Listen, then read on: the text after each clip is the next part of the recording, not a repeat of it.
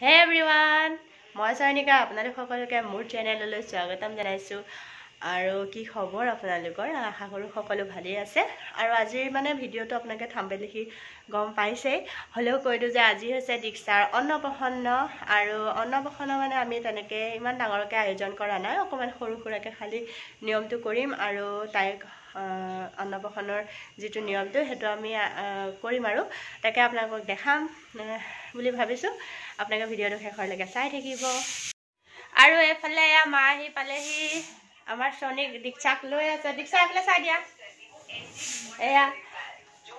আৰু মোমায়েকৰ অকমান ব্যস্ততাৰ কাৰণে আহিব নোৱাৰিলে হেকানে আইতাকে খুৱাব হা আৰু আমাৰ সনাক দেখাবলৈ পাহৰিলো দেই আমাৰ গুৰিয়া মোবাইল চোৱাত ব্যস্ত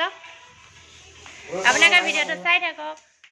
দীক্ষাৰ অন্নপ্ৰসন্ন বুলি বিশেষ একো আয়োজন কৰা নাছিলো অকমান মই পায়স বনাই দিছিলো আৰু হেয়া ফলমূল কাহিখন মায়না কাহিখন বাটিটো আৰু চামুচখন পায়স বনাই আমি প্ৰথমতে মায়ে ভগৱানৰ ওচৰত দি ললে তাৰ পাছত দেউতাকে এয়া ভগৱানৰ ফুট লগাই দিলে তাৰ পাছত সোনাকো লগাই দিলে আৰু এফালে এতিয়া অন্নপ্ৰসন্নৰ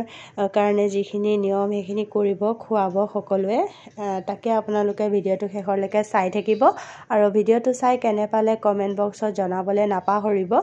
আৰু যদি ভাল পায় তেতিয়া হলে লাইক কৰিব কমেন্ট কৰিব শেয়াৰ কৰিব আৰু যি সকলে নতুনকে চাই আছে ভিডিওটো তেওঁলোকে মোৰ চেনেলটো সাবস্ক্ৰাইব কৰি দিব তেতিয়া হলে আহকচোন ভিডিওটো আমি সকলোৱে শেষৰলৈকে চাও